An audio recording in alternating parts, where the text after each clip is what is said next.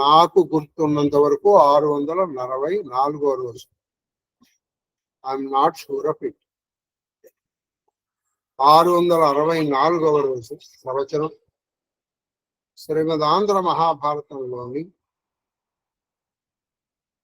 17వ పర్వము శాంతి సప్తకములోని 6వ పర్వమైనటువంటి మహాప్రస్థాన పర్వములో 45 పద్యాలు అయిపోయినాయి. 46వ పద్యం పేజీ నంబరు 710. 46వ మహాదేవ్. వాళ్ళు ఎన్నో రోజు నీకు తెలుసా?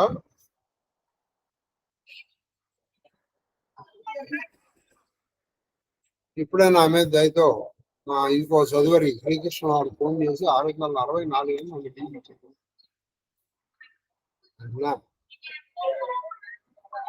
శ్రీనాథుడు ఒక పద్యం చెప్తాడు.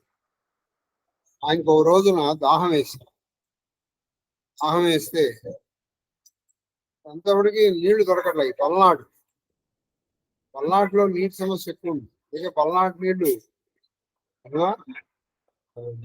ఆగులేటి నీళ్లు నాపరాడు, అల్లనాటి నీళ్లు ఒట్టి పల్లెటూళ్ళు అని రాసి. పల్నాడు అంతే, ఇప్పటికీ అంతేగా మనం విపరీతమైనటువంటి హింస.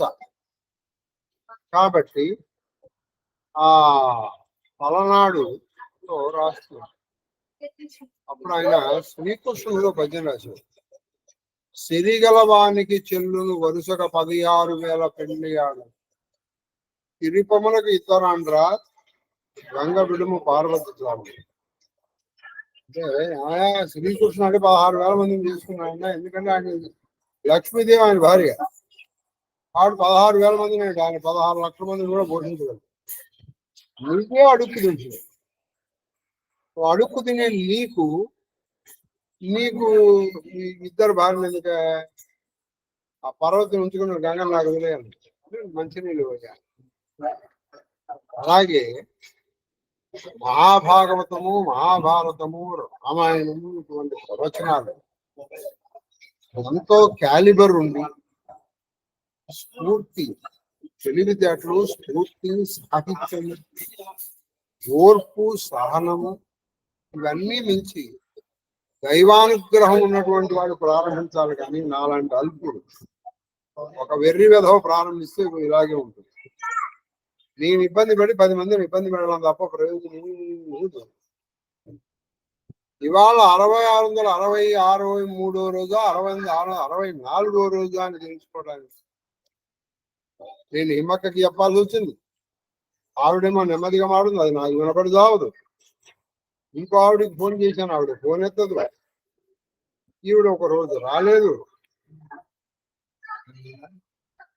ఏమిటి గర్భం? వాళ్ళ మహాప్రస్థానంలో వచ్చిన నాకు కూడా ఈ మహాప్రస్థానం అయిపోయిందని వచ్చేస్తుంది. దరిద్రం అయిపోయింది. కాబట్టి మహాప్రస్థానం ఏదో కొంచెం చెప్పడం మూలంగా ఈ మహాప్రస్థానం నాకు కూడా ఈ శరీరం ఎదురుదారిస్తుంది. నా వల్ల మీకు, మీ వల్ల నాకు బాగుంది. మహాదేవ్ మహాదేవ్ మహాదేవ్. సరే, నిన్నటి రోజున మొదట ద్రౌపది ఎందుకు పడిపోయిందో చెప్పాడు. నాయన ఈయన అర్జునుడు అంటే కొంచెం మక్కువ ఎక్కువ. పక్షపాతం మూలంగా ఆవిడకి యోగ బలం తగ్గింది, పడిపోయాడు. సహదేవుడు పడిపోయాడు. ఎందుకంటే ఈయన చాలా తెలివి గలవాడు, ప్రాజ్ఞుడు అనుకుంటూ ఉంటాడు. అందుకని వాడు పడిపోయాడు. నకులుడు ఈయనకి చాలా అందగాడు అనుకుంటూ ఉంటాడు. అర్జునుడు అబద్ధం, అసత్య ప్రలాపన చేశాడు. ఏంటి, ఒకే రోజులో కురు సైన్యాన్ని మొత్తం నాశనం చేస్తాను చేశాడా? చేయలేదు. మరి అలాగే అది కాకుండా అసలు మిగతా ధనుర్ధారులు కోదండ పాలన చాలా ధిక్కరిస్తారా మీరంతా? భీముడు కూడా పడిపోయాడు. అప్ప అన్నయ్య, మరి నీరెందుకు పడిపోతున్నాను? నువ్వు బాగా తిండిపోదు, నేను అవసరం కంటే ఎక్కువ తింటూ ఉంటాను. అది కాక తిండి పొలంగా ఏం జరిగింది? రజ్జులు అంటే వృధా పలుకు అనేది చాలా మాట్లాడు అందుకని పడిపోయారు. అయినా ఈ ఇంతమంది 5గురు పడిపోయినా ఆయన ఏమీ ఆగలేదు, ఆయన వెళ్ళిపోతున్నారు. ఆయన వెనకాల ఎంతో భక్తియుక్తంగా వస్తుంది ఒక ఆవిడ. ఎవరు? కుక్క, సారమేట. వాడు సినిమాలో ప్రేమనగర్ సినిమాలో ఉన్నాడు. ఇవన్నీ తట్టుకోవాలంటే మనిషి మీద అభిమానం ఉండాలి. అందుకని వాడు చాలా కోపదారి. నువ్వు కోపదారి కాబట్టి నేను ఎక్కడ పని చేస్తాను మానేస్తాను కుదరదు. అభిమానం ఉన్నటువంటి వాడు ఉండగలడు. అభిమానం లేనటువంటి వాడు వాడి పై మాటలనే చూస్తాడు. మీ అందరికీ నా మీద అభిమానం ఉంది కాబట్టి నన్ను ఇన్నాళ్ళు మీరు భరించగలుగుతున్నారు, భరిస్తున్నారు. ఇప్పుడు మనం 664 కన్ఫర్మ్ అయింది. ఇప్పుడే శ్రీకృష్ణ వారు ఆవిడ ఫోన్ చేసి 664 చెప్పింది. ఈవిడే అదే అంటుంది. కాబట్టి ఇప్పుడు మనం ప్రవచనంలోకి వెళ్దాం. ఇప్పుడు మిగిలింది ఇద్దరే, ధర్మరాజు, సారమే. వీళ్ళిద్దరు వెళ్ళిపోతుంది. వాళ్ళిద్దరు వెళ్ళిపోతూ ఉండగా ఇవాళ నుంచి గుర్తుపెట్టుకోండి, ఇవాళ 664 అంటే కరెక్ట్ గా 11 రోజులు ఉంది. ఈ 11 రోజులు అయ్యే వరకు నేను ఆపను. ఖచ్చితంగా 675వ రోజు మీకు నేను మొత్తం ప్రవచనం పూర్తి చేసేది. ఎక్కడ ఎంత ప్రోగ్రాం వచ్చినా సరే కనీసం రోజుకి 9 పద్యాలైనా మహాదేవ్ మహాదేవ్ మహాదేవ్. అదేమో తేటగిరి పద్యం. ఆ సమంచిత సారమే చూడండి. సారమే అంటే కుక్క. కుక్కకి మంచి విశేషం అంటే సమంచిత అంటే ఎంతో జ్ఞానం కలిగినటువంటి కుక్క. ఇప్పుడు భీమార్జున నకుల సహదేవులు ద్రౌపదితో సహా పడిన కుక్క యొక్క యోగ బలం తగ్గలా. వాళ్ళు కుక్కనే మోసుకెళ్ళలా, అది నడుస్తుంది వెళ్ళలాగా. అందుకని అది సమంచిత సారమే. మీకు నాలెడ్జ్ ఉండాలి కానీ అది ఎవరైతే ఏంటండి, ఇదే నేను నమ్ముతాను. వాడు ఎవడైనా సరే వాడు బ్రాహ్మణ అవ్వాల్సిన అవసరం లేదు. వాడికి భక్తి ఇదిగానే ఉండాలి. పాండుధరణీ నాయకు అగ్రిమ తనయు పెరద. పాండురాజు యొక్క పెద్దర కొడుకు వెనకాల అధిక భక్తియుక్తంబుగా అరుగుచునికి పలుమరును నీకు చెప్పితి. బాగా గుర్తుపెట్టుకో. ఆ మంచి జ్ఞానము కలిగినటువంటి ఆవిడ ఆ కుక్క ఆ పాండురాజు పెద్ద కొడుకైన ధర్మరాజు వెనకాల వెళ్తోంది అని అనేక మాటలు చెప్పాను. ఇది బాగా గుర్తుపెట్టుకోవాలి. ఎవరు? వైశంపాయనుడు జనమేజయుడు వచనం అని పలికి వైశంపాయనుడు జనమేజయుడికి ఇట్లని అట్లు నిష్ఠాగరిష్ఠుండై యుధిష్ఠిరుడు అరుగుచుండ అది చెప్తున్నాడు. పరమనిష్ఠతో తమ్ముళ్ళు పడిపోయారని ఇది లేదు. ఇక్కడే ఆయనది కొంచెం ఓవర్ కాన్ఫిడెన్స్ అని చెప్పుకున్నా తప్పులేదు. ఎందుకు అది మీకు ఆఖరిలో తెలుసు. ఈ మాట ఎంత వీళ్ళు పడిపోయారన్న బాధ లేదు. వీళ్ళు ఇంకో విషయం ఏంటంటే ఎక్కడో ఇప్పుడే చెప్పేస్తాను అంటే వీళ్ళు ఖచ్చితంగా స్వర్గానికి వెళ్ళిపోయారు అని ఈయన అభిప్రాయం. అందుకని ఈయన బాధపడతారు. వీళ్ళు తనకంటే ముందర వెళ్ళిపోయారు అని ఈయన నిశ్చల అభిప్రాయం. అందుకని ఈయన భయపడలేదు, బాధపడలేదు. నిష్ఠ కూడా ఉంది. అలానికి అదే లేదు, నిష్ఠ ఉంది. అలా వెళ్తున్నాడు ఈ యుధిష్ఠిరుడు. ఆ యుధిష్ఠిరుడు అన్నంలో చక్కటి మాట. యుద్ధమనందు స్థిరముగా ఉండేవాడు యుధిష్ఠిరుడు. కాబట్టి పరమనిష్టాగరిష్ఠుడు. తర్వాతి ఘట్టం ఇంద్రుడు రథంబుగని ధర్మగతం ఇంద్రుడు స్వయంగా రథం తీసుకొచ్చాడు, ధర్మరాజు పెట్టేస్తాడు. అది ఘట్టం అండి, చాలా బాగుంటుంది. ఇక్కడ వాళ్ళిద్దరి మధ్య మంచి డిస్కషన్ విందాం అది కూడా. ఇవాళ నేను 18 పద్యాలు చెప్తాను, అంటే 63వ పద్యం వరకు చెప్తాను. మహాదేవ్ మహాదేవ్ మహాదేవ్ చెప్పండి. దివ్య దేహోద్ధత దీప్తి, అది దివ్య దేహోద్ధత దీప్తి సంతానంబు దిశల దిశల పదింటను దీటికొనగా. దివ్య దిహోద్ధతి, ఆయన దివ్యమ యొక్క దేహం నుంచి వెలువడినటువంటి కాంతి 10 దిక్కుల 10 దిశలా వ్యాపిస్తుంది. ఎవరిది? ఆ ఇంద్రుడు. చిన్నవాడు దేవరాజు కాబట్టి దివ్య దేహోద్ధతి అదే నాన్న చెప్పండి. చేస్తుంది. దివ్య దేహోద్ధతి దీప్తి, ఆ దివ్యము దేహము నుంచి వచ్చినటువంటి దీప్తి అంటే కాంతి దిశలు 10 తీటికొన 10 దిక్కుల్లో నిండిపోయింది ఆ ఇంద్రుడి కాంతి. రథ సమాగమన సంరావంబు మేరు కహ్వరముల ప్రతి రవోత్కరము నీవా.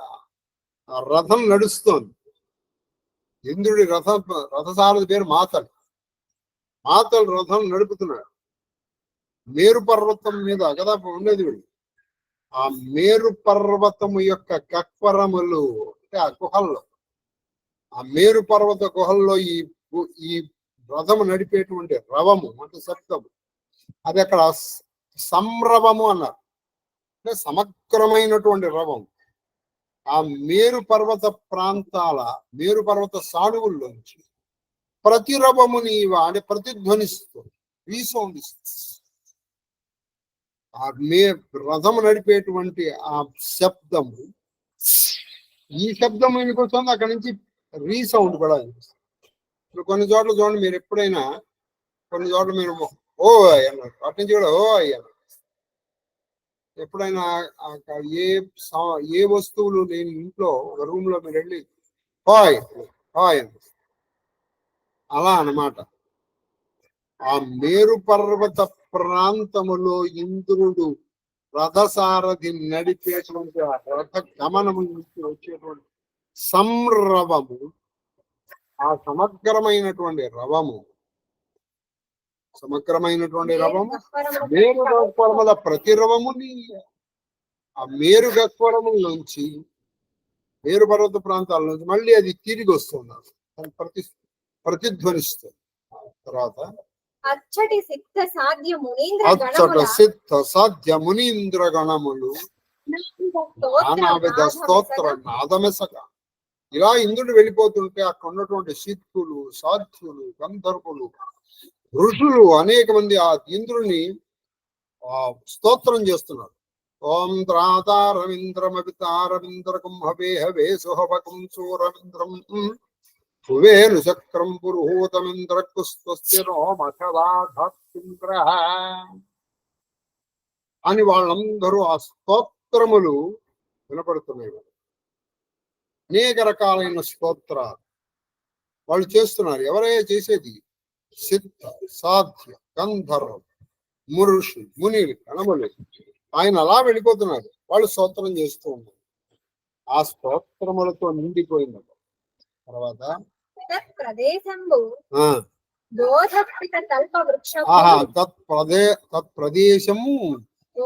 బోధస్పిత కల్ప వృక్షంబులు పుష్పవర్షంబులు. ఆ ప్రదేశంలో బోధస్పిత, బోధ అంటే జ్ఞానం, స్పిత అధికమైనటువంటి కల్ప వృక్షములు. అక్కడ మామూలుగా కల్పవృక్షాలు ఏమిటంటే 5 కల్పవృక్షాలతో చెప్తారు. మందారము, పారిజాతము, సంతానము అండి. మందారం కల్పవృక్షాల్లో కల్పకం, పారిజాతం, మందారం, హరిచంద్రం, కాబట్టి ఈ 5 మందార పుష్పాలు 5 కల్పవృక్షాలు ఏమిటయ్యా వాటి యొక్క గొప్పదనం అంటే వాటి కింద నువ్వు ఏది కావాలనుకుంటే అది కోరుకో. కానీ ఇక్కడ అవి పువ్వులు కురిపిస్తున్నాయి. ఏమిటా పువ్వులు? బోధ, జ్ఞానం అనేటువంటి పువ్వులు. జ్ఞానం అనేటువంటి పువ్వులు కురిపిస్తున్నాయి. మంచి సువాసన. పారిజాతం గురించి చెప్తూ పారిజాతాపహరణలో ఒక పెద్ద కావ్యమే రాశాడు. ఎవరు? నంది తిమ్మన. నంది తిమ్మన పారిజాతాపహరణము అనే ఒక కావ్యం రాశాడు.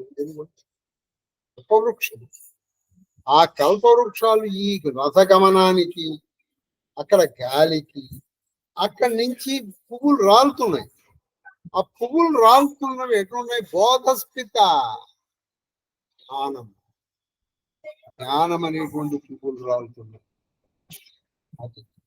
అంటే మామూలుగా భోగానికి పనికొచ్చేవి కాదు, యోగానికి. ఇంద్రుడే తెంచి అన్నీ వచ్చింది ఎవరంటే ఇంద్రుడు.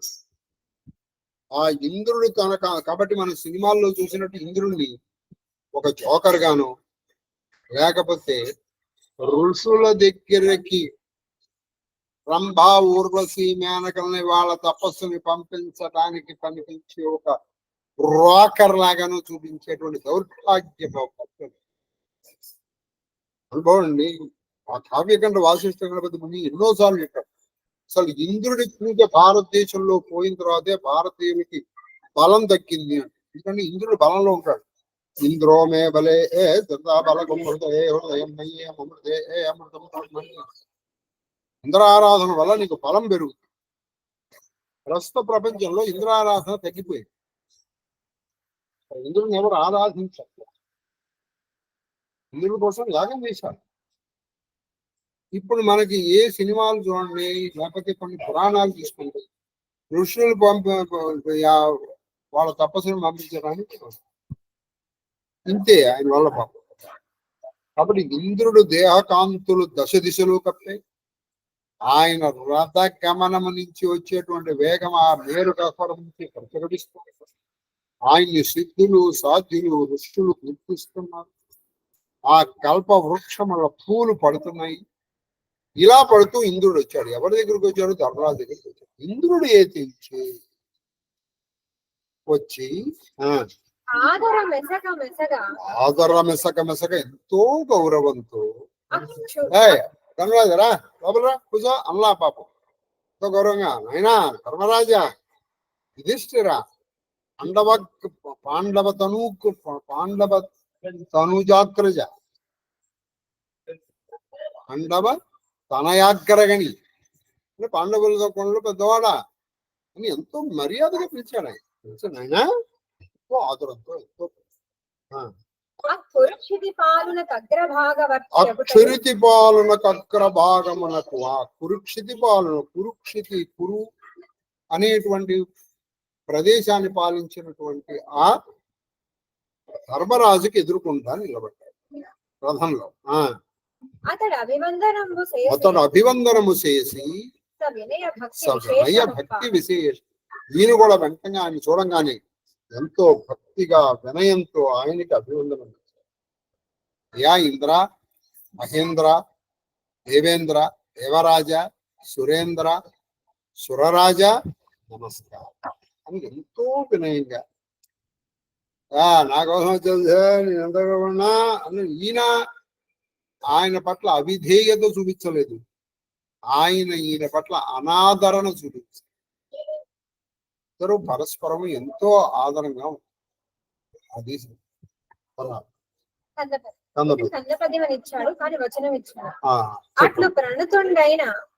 అట్లు ప్రణతుండైన ఇది ఒక వచనం, కందపద్యం కాదు. అట్లు ప్రణతుండైన అభినందించి చాలా ప్రణతుండ ఇట్లా నమస్కరించి ఆయన వినయానికి సంతోషించి ఆయన అభినందించడం అంటే ఆయన మెచ్చుకున్నారు. చాలా అన్నారు. పురంధరుడు అతని దివ్య స్యందనము ఎక్కువని ఎక్కువని పలికి. ఆయన నా దివ్య రథాన్ని అన్నారు. అంటే ఈయన్ని తీసుకెళ్ళడానికి స్వయంగా ఇంద్రుడు వచ్చాడండి. కాబట్టి ధర్మరాజు గారి యొక్క ధర్మనిష్ట, ధర్మరాజు గారి యొక్క ధర్మనిష్ట, నిష్ఠ గరిష్ఠత తెలిసిందా మనకి స్పష్టంగా అర్థం.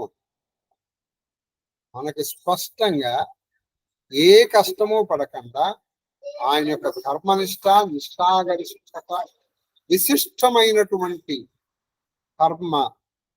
ధర్మత్రిష్ట మనకి స్పష్టంగా అర్థం. అందుకని ఇంద్రుడు అంతటి వాడు వచ్చాడండి. ఎవరో ఇంకోళ్ళు కూడా పంపించాలి, ఆయన స్వయంగా వచ్చాడు.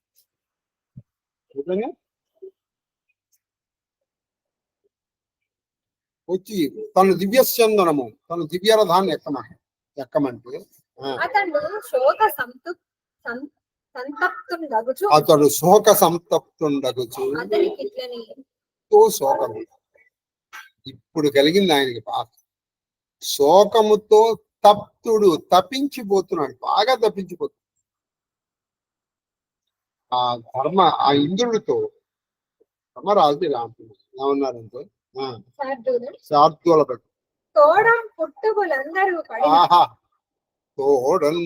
మన రామాయణంలో రాముడు ఒక మాట అంటాడు. నిజంగా ఇది ప్రచారంలోకి వస్తే ఎంతో బాగుంటుంది. నేను ఏం అనుభవించినా ముఖ్యంగా సుఖం నా తమ్ముళ్ళతో కలిసి అనుభవించాలని నేను అనుకున్నాను. ఏ పొత్తు తింటే తింటాడో వేరు తప్పులు సరిపోదు. ఎంతమంది బయట వాళ్ళు తింటున్నారు. ఈ తోడబుట్టులతో పొడపొకటి ఈ దరిద్రం కలి ప్రవేశం. ఒక తల్లి తండ్రి రక్తాన్ని పంచుకుని పుట్టి ఒక తల్లి పెంపకంలో కొన్ని సంవత్సరాలు, కొన్ని దశాబ్దాలు కలిసిమెలిసి వాడంటే వీడు, వీడంటే వాడికి పడకంటే బాగుంటుంది. పెళ్లి ఏటప్పటికి మారిపోతారా జనాలు. అందుకే ఆయన మీరు చదివితే చోట్ల సీతనైనా వదిలిపెట్టగలుగుతాను కానీ నేను లక్ష్మణ్ వదిలిపెట్టాను. సీత అంటే తక్కువ అభిప్రాయం అనుకోకుండా. కాబట్టి ఇక్కడ తోడన్ పుట్టిన వాళ్ళు, నాతో పుట్టినటువంటి వాళ్ళు అందరూ పడిపోయారయ్యా. ఒక్కడు కూడా లేదు. అందరూ పడిన ఆ దుఃఖంబు చేత సంపీడం పెట్టాడు. ఆ దుఃఖాన్ని, నా మనస్సుని సంపీడము బాగా బాధ పెట్టాడు. ఆ దుఃఖము నా తోడబుట్టువులు అందరూ పడిపోయారన్న బాధ నా మనస్సుని బాగా బాధ పెట్టేస్తుంది. ఏంద్రా సౌకుమార్యవతి దప్పింకూలే పంచ. దాహం దాహం దాహం.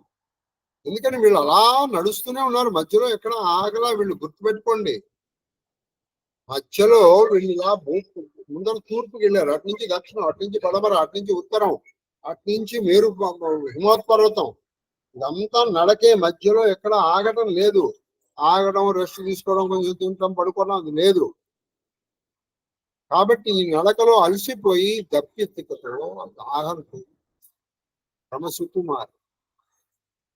పరమసుకుమారి పాంచాల రాకుమారి పాండురాజ పట్ట మహిషి, అండురాజు యొక్క కొడుకుల పట్ట మహిషి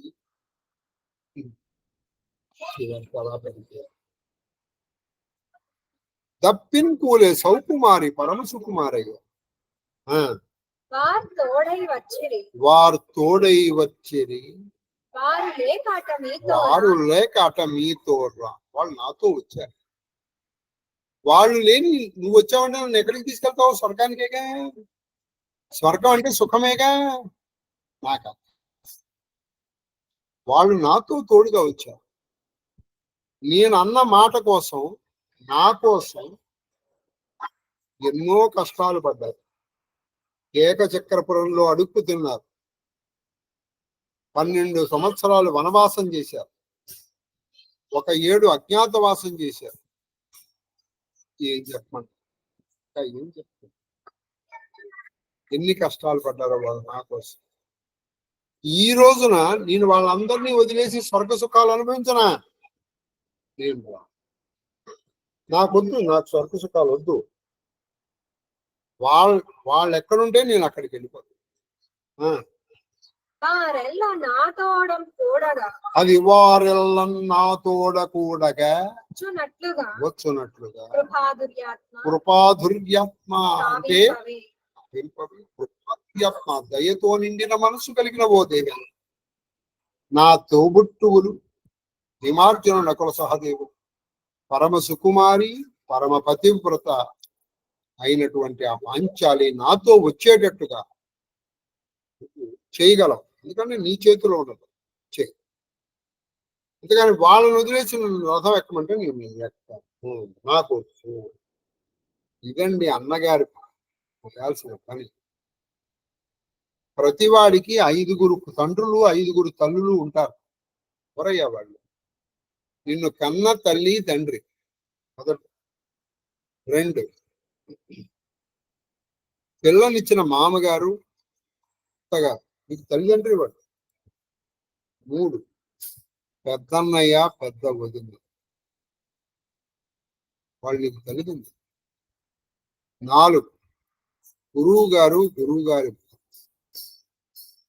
5 రాజుగారు, రాజుగారు. అంటే ఒకప్పుడు రాచరికం ఉన్నది. కాబట్టి నాకు వాళ్ళు లేని నాకు వచ్చినారు. ఎవరండి ఇలా వదులుకునే? చేయాలి అదోరు వీళ్ళు పాపాలు చేశారని పడిపోయారని నేను సరే పదం ఎక్కేద్దాం అలా ఆయన. చంపకమాల అనవిని ఇంద్రుడి ఇట్లనియే కురు భర్తకు శోకమేళ నీ అనుజులు ద్రౌపది సహితులై తనువు దిగత్రావి చన్నవారు అనగా అమర్త్యలోకమునకు అక్కడ కాంచదుగాక వారు తనువు తొరగంగ వలదు మయాత్మక నీవు చక్కని మారిపోయారు. చాలా చక్కని పద్యం, చాలా సింపుల్ గా రాశారు. చెప్పమ్మా. అనవిని ఇంద్రుడు ఎట్లనే కురు భర్తకు. ఆయన ఆ కురువంశ రాజుకి ఎందుకు ఇట్లా అంటారు? శోకమేలా, ఎందుకయ్యా బాధపడతావు? బాధపడుతున్నా నీ అనుజులు ద్రౌపది సహితులై తనువు దిగత్రావి చన్నవారు అమర్త్యలోకం. అంటే వాళ్ళు ఈ శరీరాన్ని వదిలేసి, దిగత్రావి అంటే వదిలేసి వెళ్ళిపోయారు. ఎక్కడికి? అమర్త్యలోకమునకు అన్నారు. అంటే ఇక్కడే చాలా చక్కటి మాట వాడేదండి. ఈ సస్పెన్స్ మాత్రం మీకు నేను చెప్పను, మీకు తెలియాల్సింది. అమర్త్యలోకమునకంటే మనుషులు లేని లోకానికి వెళ్ళారు అన్న. ఇది ధర్మరాజుకు ఒక విధంగా అర్థమైంది, ఇంద్రుడికి ఇంకో విధంగా చెప్పాడు. ఇది మర్త్యలోకం. మర్త్యులు అంటే మనుషులు. అక్కడ మనుషులు ఉండరు, ఆ లోకానికి వాళ్ళు వెళ్ళారు. వాళ్ళు వెళ్ళిపోయారు. మరి నువ్వు సశరీరంగా వెళ్తావు. నువ్వు శరీరం వదిలిపెట్టక్కర్లేదు, ఎందుకంటే నువ్వు చేసిన ధర్మం అటువంటి. అది మర్త్యలోకం అన్నట్టు. అక్కడ కాంచదుగాక వారు మర్త్యలోకంలో, ఆ మానవాతీతమైనటువంటి లోకంలో నువ్వు వాళ్ళని అక్కడ చూస్తావు. తనువు తొరగంగా వలదు మయాత్మక నీవు రావయ్యా నాతో. నువ్వు నీ శరీరాన్ని నువ్వు వదిలిపెట్టాల్సిన అవసరం లేదు. నీ ధర్మనిష్ట ఎంత గొప్పదంటే నువ్వు సశరీరంగా అమర్త్యలోకానికి వెళ్ళగలిగినంత ధర్మ దేశం. ఈ శరీరంతోనే వెళ్ళిపోయావు. మీరు పురాణం కనుక పరిపూషిస్తే, నువ్వు పురాణం బాగా పరిశీలన చేసావు అనుకోమ్మా, మనకి త్రిశంకుడు అని ఒక రాజు ఉన్నాడు. వాడికి అది కోరిక, ఇది సశరీరంగా పైకి వెళ్ళాలి, చూసేశారు. కానీ ధర్మరాజు చూడండి, ఆయనంతటా ఆయన ఇంద్రుడే వచ్చి తీసుకెళ్తాడు. కాబట్టి మీరు ధర్మంగా ఉంటే ఏది కోరుకోక్కర్లేదు, మీకు ఏది కావాలో వాళ్ళే ఇచ్చేస్తారు.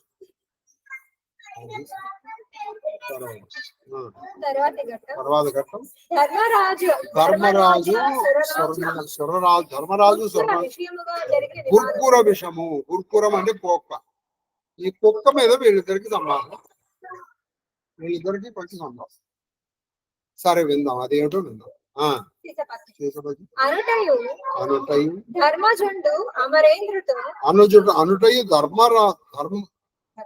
ధర్మజుండు అమరేంద్రునితో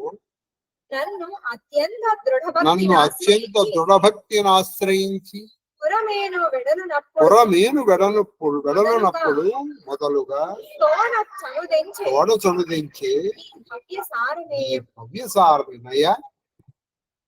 ఈ కుక్క ఉందే సారమేయం, నేను ఆ హస్తిపురము ఇలా అడుగు పెట్టాను బయటికి, అప్పుడు వచ్చింది. ఎక్కడి నుంచి వచ్చింది? ఆయన పెంపుడు కుక్క కాదు అది. అప్పటి నుంచి ఇప్పటి వరకు నన్ను వదలకుండా వచ్చింది ఈ కుక్క.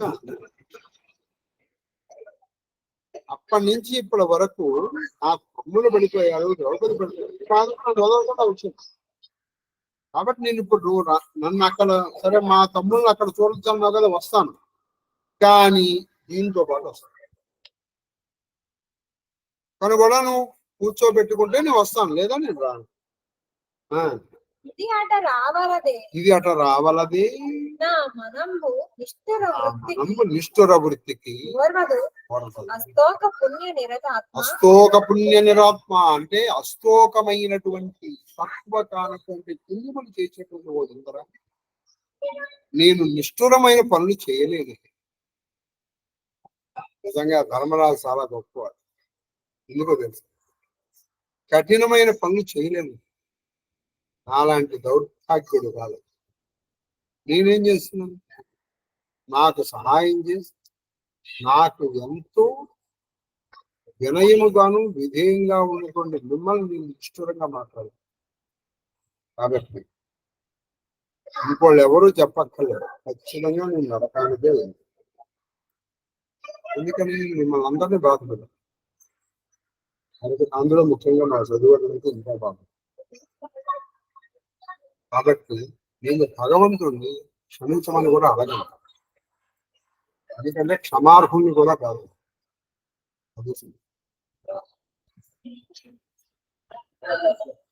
ఇప్పుడు మీకు ఇంకో మాట. కాబట్టి ధర్మరాజు ఏం చెప్పాడంటే, నేను నిష్ఠుర పని చేయలేను, ఇలా నన్ను వదిలిపెట్టి నన్నే పట్టుకుంది, నన్ను వచ్చిందయ్యా. అది కుక్క అయితే మాత్రం ఏంటి, దాన్ని నాతో రావద్దది. ఈయన ఆ మాట ఎందుకన్నా అంటే, సామాన్యంగా ఇప్పుడు మీ ఇంట్లో దేవతార్చన జరుగుతుంది అనుకోండి, మీ ఇంట్లో కుక్క ఉంది అనుకోండి, దేవతలు వచ్చేది దాన్ని స్వీకరించరు, మీరు పెట్టే నైవేద్యాలు తీసుకోడు. మీ ఇంట్లో కుక్క ఉంటేనే అది పూజా మందిరంలోకి రావక్కల్లా, అది మీ ఇంట్లో తిరిగితే చాలు. మీ ప్రాంగణంలో తిరిగితే చాలు అది వస్తుంది. అటువంటి కుక్కని పక్కన కూర్చోబెట్టుకుంటారండి ఎవరిని, అందులో ఇంద్రుడు. కాబట్టి ఇది రావాలదా, దీన్ని వదిలి నేను రాలేదు. ఎందుకంటే దీనికి ఆల్మోస్ట్ అర్థమవుతుంది, ఇంద్రుడు దీన్ని రావద్దు అంటారు. కాబట్టి నేను రాలేదు, నేను నాకు ఇది స్వర్గం వద్దు, ఏం వద్దు, మీరు చెప్పేస్తున్నాడు. ఎవరండి ఇలా ఆగిపోయింది కుక్క కోసం? ఇది నిజంగా ధర్మరాజుకి పరీక్షా సమయం ఇది. నావుడు దరహాసమొప్ప నావుడు దరహాసమొప్ప బలవైరి ఇట్లంటం పాడియే. ఆ బలవైరి అంటే ఆయన కొంచెం నవ్వు వచ్చింది. ఎవరికి? ఆ బలవైరి.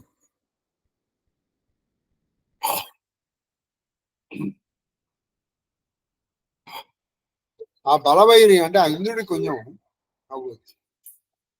ధర్మరాజుతో అంటున్నాడు, ఇట్లా అనుట పాడి ఏమయ్యా ఇలా అనొచ్చా ధర్మరాజా, నువ్వు ధర్మానికి మారు పేరువే, ఏమయ్యా ఇంద్రుడి పక్కన కుక్కను కూర్చోబెడతా? ఇది ఇంద్రుడి రథంలో ధర్మమేనా ఇది? నువ్వు ఇలా అనొచ్చా? అది ధర్మమేనా? పాడియే అంటే న్యాయమేనా? అమర్త్య భావము కుక్కకు ఏమాటి కలుగు? అది అమర్త్య భావము కుక్కకు ఏమాటి అది అమర్త్య భావము అంటే మానవులు లేనటువంటి లోకానికి, స్థితికి కుక్కకు ఏ విధంగా కలుగుతున్నాయా చెప్పు. ఇది ఏమన్నా యజ్ఞాలు చేసిందా, యాగాలు చేసిందా, కొన్ని ధర్మాన్ని పాటించిందా? ఇప్పుడు ఇంత స్థితి కలగాలంటే నువ్వు సత్యము, జపము, దానము, తపస్సు, యజ్ఞము, యాగము, తీర్థయాత్ర ఎన్నో చేస్తే కదా ఆ లోకం వచ్చేది. ఈ కుక్క ఎలా వస్తుందంటావు చెప్పు. నువ్వు చెప్పు, నువ్వు ధర్మరాజు కదా, చెప్పు నాయన అన్నాడు నవ్వుతూ. ఎవరు? ఇంద్రుడు. నీ చింత అశక్యం. నీ చింత జరగదు అశక్యం. నువ్వు అనుకున్న పని శక్యం, అది అసాధ్యం. పైగా కుక్కని వదలంటాయండి ఆయన. కుక్క ఎందుకు వచ్చింది దాని చాలా చూసుకుంటా. దీన్ని విడిచి చనుట ఏల నిష్ఠురం. దీన్ని విడిచే చనుట ఏల నిష్ఠురం. నువ్వు ఆఫీస్కి వెళ్తున్నావండి, ఆఫీస్కి వెళ్తుండగా నువ్వు కుక్కను తీసుకెళ్తావా? కానీ ఆఫీసులో మీటింగ్ ఉంది, ఆ మీటింగ్ లో కుక్కను తీసుకెళ్తావా? కాబట్టి నువ్వు ఆఫీసుకు కుక్కను తీసుకెళ్ళక ఉంటే అది నిష్ఠురం అవుతుందా? అంటే అది కఠినమైన పని అవుతుందా? ఇది కూడా అంతే. నువ్వు ఎంతో ధర్మనిష్ట గలవాడివి, నువ్వు రాజసూయ యాగం చేసావు, విశ్వమేధ యాగం చేసావు, నువ్వు అనేక యజ్ఞాలు చేసావు, యాగాలు చేసావు, దానాలు చేసావు, తపస్సు చేసావు, వ్రతాలు చేసావు, ఎంతో ధర్మబద్ధమైన జీవితాన్ని గడిపావు. అందుకని నిన్ను తీసుకెళ్తాను, నేను స్వయంగా వచ్చాను. కుక్క ఎందుకు వస్తుంది చెప్పు? కుక్క ఎందుకు వస్తున్నాయా? రాదు. నువ్వు అలా అనకూడదు ధర్మరాజు. కుక్కను వదిలేసి వెళ్ళిపో అన్నాడు. అనగా ఓ తప్పులేను ఇచ్చట తడయంగా నేటికి ఎందుకయ్యా ఆలస్యం చేస్తావు? దాన్ని వదిలేసాయి, దాని మానవ వెళ్ళిపోతుంది, నువ్వు తెచ్చేసేవయ్యా అంతే. నువ్వు అంటావేంటి అన్నాడు. వచనం అని నా మనుజేంద్రుడు ఇంద్రుని తోడ కార్యంబును దుష్కరంబును దుష్కరంబగు కార్యం వేని కార్యుండును ప్రభుండునైనా సత్పురుషుడు సంస్కృతులకై సంఘటన. నేను చెప్పాడు, నువ్వు చెప్పింది నిజమే దేవరాజు, అది దుష్కరం. కుక్కని రథంలో తీసుకురాకూడదు, అందులో ఇంద్రలోకాన్ని. దానికి అమర్త్య భావం కలగదు. కానీ నువ్వు పరమ ఆర్యుడు, అందరి చేత స్తుతింపేటువంటి ఎంతో గొప్పవాడు, సత్పురుషుడు. కాబట్టి నువ్వు కావాలనుకుంటే నువ్వు చేయొచ్చు. మీకు అర్థమయ్యే బాటలో చెప్పాలంటే you can amend the constitution. అధ్యాయం ప్రకారం ఉద్యోగాలు వెళ్ళకూడదు, కానీ ఇది నీ చేతిలో ఉంది. ఇది గొప్పది. ఎందుకు గొప్పది అంటే ధర్మరాజుని వదలకుండా వచ్చింది కదా ఇది, కాబట్టి ఇది గొప్పది అని ఏదో ఒకటి కావాలని చెప్పి నువ్వు తీసుకెళ్ళు. నువ్వు మోక్షం ఇవ్వాలనుకుంటే నువ్వు ఏదో కారణం చెప్పచ్చు. భక్త పరిత్యాగము చేసి పడయు సిరి భక్త పరిత్యాగము చేయు సిరి నాకు ఎంతయో ఇంపయ్యెను. ఒక మాట చెప్పాలి. భక్తులు అంటే నిన్ను భజించే వాళ్ళు, అంటే సేవించేవాళ్ళు. వాళ్ళని వదిలేసి నాకు ఏదైనా సిరి, ఐశ్వర్యం, ఏదో ఐశ్వర్యం అనుకో, పదవనుకో, ఇదన్నా వచ్చాను, అది నాకు ఇంపు కాదు. ఏమి అసలు ఆ ఓనర్షిప్ జోన్. దీన్ని తన సేవకుడిగా భవిస్తున్నాడు ఆయన. కాబట్టి ఇది నన్ను సేవిస్తూ వచ్చింది, ఇప్పుడు నన్ను దాన్ని వదిలేసినప్పుడు ఏంటి? కాబట్టి సేవకుణ్ణి వదిలేసి నాకు వచ్చేటువంటి ఐశ్వర్యమో, పదవో, అది ఏదైనా సరే, నాకు అది ఇంపు కాదు. ఇంపు కాదంటే నాకు ఇష్టం కాదు, ఇష్టం కాదంటే నాకు అక్కర్లేదనే. స్వర్గ సౌఖ్యాన్ని వదిలి అవతల బారిశాను ధర్మరాజు. చూడండి, పరీక్షిస్తున్నాడు, ఈయన వదిలి పెడతాడా పెట్టడా అని.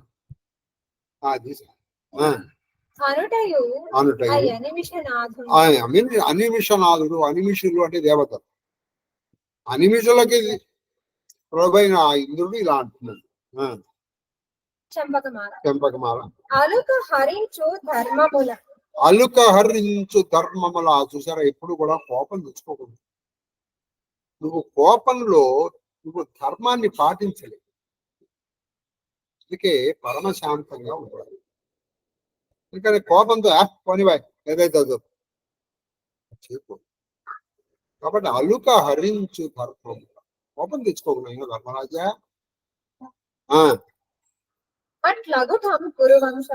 అట్లగుటం కురువంశవర్య నీవు అలుగక వినుము. కాబట్టి అలుక హరించు ధర్మముల. గుర్తుపెట్టు, మన కోపం ఏమవుతుంది? అప్పుడు అమ్మ లేదు, నాన్న లేదు, తల్లి లేదు, తండ్రి లేదు, భార్య లేదు, గురువు లేదు, ఎవరైనా సరే మనం ఇష్టం వచ్చినట్టు మాట్లాడేస్తాం. ధర్మాన్ని తప్పి వస్తుంది. గురువుతో అన్నట్టుగా మాట్లాడితే ఆకలి దప్పులతో నీరు ఆహారము లేనటువంటి ఒక ఎడారిలో గాని కీకారణ్యంలో గాని బ్రహ్మరాక్షసై పుడతాడని శాస్త్రం. ఎందుకని నువ్వు ఆయన్ని దగ్గర నుంచి మంత్రం తీసుకున్నావు. కాబట్టి అక్కడ నువ్వు నీకు ఇక్కడి నుంచి నీకు కావాల్సిన వినయం గుర్తుపెట్టుకుంది. ఎప్పుడు నీ తల వంచే ఉంటాయి. సముద్రం దగ్గర నీ తల వంచితే ఆ కెరటం పైనుంచి వెళ్తుంది, లేదనుకో అది కొడుతుంది, కింద పడిపోతావు. గుర్తుపెట్టుకోండి. కాబట్టి నాయన నువ్వు అలాగకయ్యా, కోపం తెచ్చుకోకు. కోపం తెచ్చుకున్నావు అనుకో నీ ధర్మం హరించుకుపోతుంది.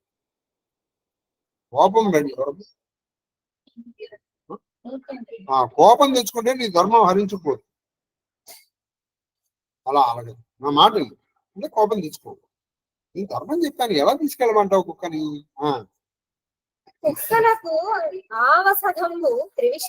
అది కుక్కలకు ఆవసధంబు త్రివిష్టబంబు. ఒక మాట చెప్పు, కుక్కలకు ఆవసధము. ఆవసధము అంటే టెంపరీ షెల్టర్ ని ఆవసధము అంటారు. మీరు ఒక చోటు నుంచి ఇంకో చోటుకి వెళ్తున్నారంటే మజిలీ. ఒక మాటలో చెప్పాలంటే మజిలీ. ఇప్పుడు మజిలీలో మనం ఎన్నాళ్ళుంటాం? కొన్ని గంటలో కొన్ని రోజులో ఉంటాం. అది మన పర్మనెంట్ షెల్టర్ కాదు అది. అందుకే దాన్ని మజిలీ అన్నారు. కుక్కలు అంటే మరి స్వర్గము ఆవసదమని ఎందుకన్నారు? అది ఎవరికి పర్మనెంట్ ప్లేస్ కాదు. అది ఎవ్వరికి పర్మనెంట్ ప్లేస్ కాదు, ఎవ్వరికి, మనుషులకు కానీ ఎవరికి. ఎందుకని? నువ్వు పుణ్యం చేసుకుంటావు, పుణ్యం చేసుకుంటే స్వర్గానికి వెళ్తావు. వెళ్ళి ఎన్నాళ్ళు ఉంటావు? నీ పుణ్యము అమౌంట్ ఎన్నాళ్ళు ఉంటుందో అన్నాళ్ళు ఉంటావు. ఆ పుణ్యం నువ్వు అక్కడ భోగాలు అనుభవిస్తూ ఉంటావు కదా. నువ్వు భోగాలు అనుభవించింది ఈ పుణ్యం క్వాంటిటీ తగ్గుతూ ఉంటుంది. ఒక రోజు నీ జీరో అయిపోతుంది, వాడు దోశ అవతల పారేస్తాడు. మనం అరణ్యగడంలో మంచి కథ విన్నాం, మీకు గుర్తుంటాయి. నా పుణ్యం ఇంకా ఉందంటాడు, లేదయ్యా అయిపోయిందంట. అప్పుడు అప్పుడు వాళ్ళు ఒక పుష్కర్ని తవ్వించాడు గుర్తుంటే మనం అప్పుడు మీరు నేర్చుకున్నారు అరణ్యపరం. కాబట్టి ఇక్కడ నువ్వు మంచి పనులు కొన్ని చేసావు అనుకో, అందుకే ఒకప్పుడు పెళ్ళైన అంటే ఎవరన్నా వస్తే అష్టపుత్రాప్రాప్తిరస్తు అని 8 మంది కొడుకులు గణమని కాదు అక్కడ, ఒకే కొడుకు కానీ 7 మంచి పనులు చేయాలి. బావి దవ్వించాలి, తటాకం దవ్వించాలి, దేవాలయం కట్టించాలి, ఉద్యానవనం పెంచాలి, చెట్లు అప్పుడు అది ఉన్ననాళ్ళు అబ్బా ఆ మహానుభావుడు ఎవరో బావి తవ్వించారు నాకు ఆ నుండే తాగుతున్నాం అని చెప్పుకున్న నాళ్ళు నువ్వు అక్కడ స్వర్గంలో ఉంటావు. అన్నదానం చేసిన అలాగే చెరువు, బావి, కోప వాపి తటాకము, దిగుడు భాగం ఇటువంటివి చేస్తే దేవాలయం చేసాం. అక్కడికి వెళ్ళినప్పుడు ఏదో ఆయన కట్టించారని మహానుభావుడు వాళ్ళు వచ్చి మనం హాయిగా ఇక్కడ ఏదో వ్రతం చేసుకుంటున్నాం, దేవాలయ ప్రదక్షిణ చేసుకుంటున్నాం అని అనుకుంటున్నాం. మనం ఇప్పుడు స్వయంగా చేయలేకపోతే ఆ చెయ్యటానికి సహాయపడాలి. అప్పుడు మనం శాశ్వతం దృష్టిలో పెట్టుకుని నిన్న నృసింహ జయంతి యొక్క గొప్పతనం ఏంటి? మనము తిరుమల తిరుపతి దేవస్థానానికి వాళ్ళ శివపరివారం తరఫున 1,00,000 రూపాయలు కడతామని చెప్పడం కట్టేసి అది కట్టడం జరిగింది. సంవత్సరానికి 5గురికి మనకి మనం పెడతాం. ఆ 5గురిని ప్రతి సంవత్సరం మార్చుకోవచ్చు, మనం సేమ్ పర్సన్స్ అది మారుస్తాం సాధ్యమైనంత వరకు. ఒక సంవత్సరం అలా తీసుకుంటాం. అది ఎవరైనా ఉన్నప్పుడు తీసుకోవచ్చు. అక్కడ రెసిడెన్స్ కూడా అకామిడేషన్ తో సహా 1 డే 24 గంటలు ఉన్నారా. ఇప్పుడు మనం కథలోకి వెళ్తాం. ఆవాసదము, కుక్కలకి స్వర్గం ఎలా ఉంటుందో మజిలీ ఎలా అవుతుంది మనకు కూడా అది మజిలీని పర్మనెంట్ ప్లేస్ కాదు. మరి నువ్వు ఎక్కడికి పర్మనెంట్ ప్లేస్? ఎక్కత్వానని వర్తంతే తద్ధామ పరమమ్మ. ఎక్కడికి వెళ్తే నువ్వు మళ్ళీ రాకుండా ఉంటావో పునరావృత్తి రహిత శాశ్వత పరబ్రహ్మలోకానికి వెళ్తావు. ఆ పరబ్రహ్మలోకానికి వెళ్తే అక్కడ నీకు శాశ్వతమైన అది నీకు నిష్ఠురత కలగదు దీన్ని పడితే నీకు నిజం చెప్తున్నాను అయినా నేను దేవరాజుగా చెప్తున్నాను. దీన్ని వదిలేస్తే నీకు నిష్ఠురత రాదు, అంటే పాపము రాదు. అది నిష్ఠూరం కాదు, అది కఠినం కాదు, అది కఠినమైన అది పరుషమైనటువంటి పని కాదు. నేను చెప్తున్నాను దీన్ని వదిలేసి నాతో పాటు చలము కొనంగనేల ఎందుకయ్యా ఊరికి పట్టుబడతావు. చలము అంటే పట్టుదల లేదా కోపం. రామచంద్రులు నాపై చలము చేసి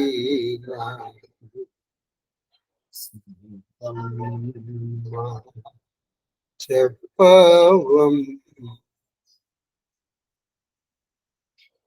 చలము పట్టుమా, నేను పట్టిన పట్టు. అలా ఎందుకయ్యా అలా పట్టుకుంటావు? కోపం తెచ్చుకున్నాను, వదిలేసి.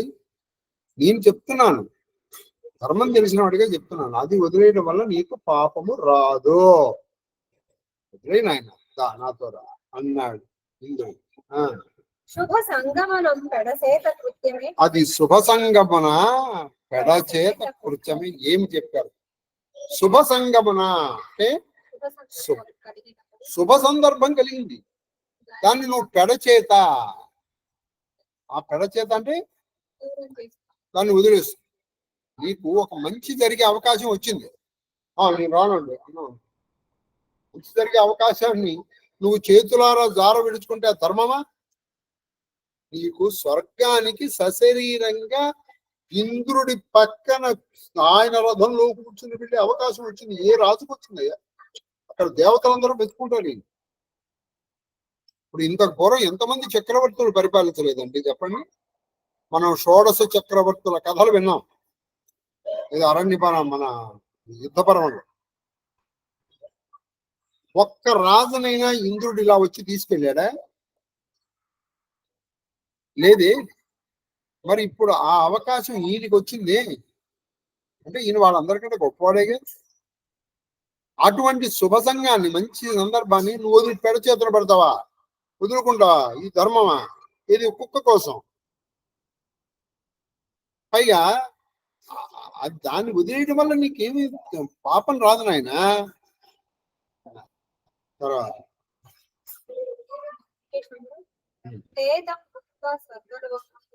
అదే చెప్పా కదా, నువ్వు ఎన్నాళ్ళు ఉంటావంటే నువ్వు నీ పుణ్యం ఉన్నంత వరకు అక్కడ ఉంటావు. తేతం భుక్త స్వర్గలోకం విష, క్షీణే పుణ్యే మర్త్యలోకం విషం. ఈ పుణ్యం అయిపోగానే మనం వచ్చేస్తాం. అందుకే అది మజిలీ. స్వర్గము కానీ నరకము కానీ మజిలీని, శాశ్వతములు కావు. అది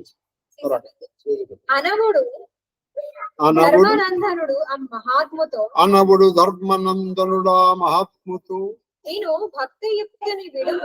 భక్తియుక్తుని విడుపు బ్రహ్మహత్య పోలేడని చెప్పుకోదొరకదు. అయ్యా ఇంద్రుడా, నీకు తెలియంది కాదు. మనని ఎంతో భక్తిగాను ఇంతగానో సేవించేటువంటి మన సేవకుల్ని వదిలేస్తే అది బ్రహ్మహత్యతో సమానం. ఇవాళ దీని తర్వాత అయినా ఈ ప్రవచనకర్తకి బుద్ధి వచ్చి నిష్ఠురంగా మాట్లాడేయడం మానేకూడదు. అది మానలేడు అనుకున్నా, అసలు మాట్లాడటమే మానేయాలి, మౌనంగా ఉండాలి. ఎందుకు ఇంకోటి మనుషులు బాధ పెట్టి నాకు వచ్చేది. తర్వాత నేను బాధపడుతూ ఉండాలి, కానీ లాభం అందరూ అనవసరంగా అనవసరం. నేను ఏడ్చింది కూడా దేనికంటే యాక్యురసీ కోసం. అప్పుడు మేము ఒక చోట రాసేవాడు, అది మానేసి నాకా కనపడదు. కొన్ని కనపడిన వాడిని కనపడన్నట్టు అణిగిమణిగి ఉంటానా? అనవసరమైనటువంటి కోపం. తర్వాత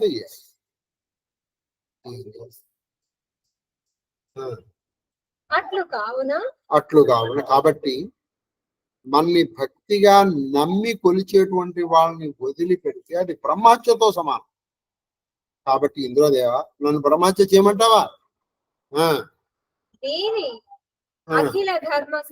అఖిల ధర్మసారజ్ఞ, అన్ని ధర్మముల యొక్క సారము, అన్ని ధర్మముల యొక్క సారము తెలిసినటువంటి ఓ ఇంద్ర, దీని తనకు చాలదు, దీన్ని వదిలేయడం మంచిది.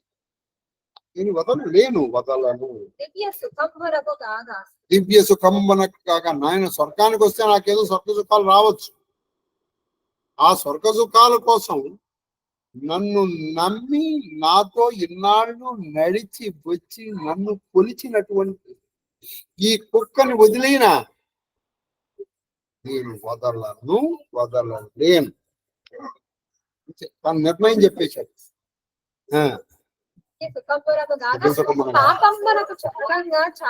పాపంబునకు చనగ చాలు. నేను నా స్వర్గ సుఖాలను వదిలిపెట్టేస్తాను, కానీ పాపం చేయలేను మహాత్మ, పాపం చేయలేను మహేంద్ర. నావుడు వాసవుడు ఇప్పుడు ఇంకో అన్నాడు, ఇంకా ఆయన వదల్లా. ఏమయ్యా నువ్వు ఒక్క మాట చెప్పు. సరే నువ్వు వదలని అంటున్నావు, వదలదు. వావుడు వ్రతస్థుడు, వాసవుడు వ్రతస్థుడు, కుక్కనంటిన వాణ్ణి కోరి చే సుకృతములకు. అసలు ఒక్క మాట చెప్పు. సువ్రత అంటే మంచి వ్రతములు చేసేటువంటి ఓ ధర్మరాజా, నువ్వు ఒక మాట చెప్పు.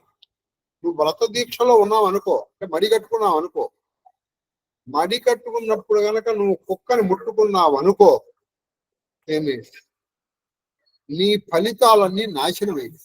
అంటే నీకు ఫలితం కాదు. అంటే ఈయన ఒక విధంగా హెచ్చరిస్తున్నాడు ఇంద్రుడు. నువ్వు ఈ కుక్కనే పంటుకున్నావు అనుకో, నీకు స్వర్గ సుఖాలు పోతాయి.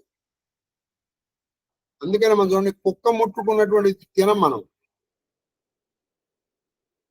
కుక్క ముట్టుకున్నది అన్నం కూడా తినం మనం. ఇప్పుడు అది ఏదో ఆ చివర ముట్టుకుందండి అని మిగతాది కొంచెం ఆ పై తీసేసుకుని తిన్నాం మనం. కుక్క ఒకటి, పిల్లి ఒకటి ముట్టుకున్నది, అది ఎంతైనా సరే బయట పారపడమే. బయట పారేది.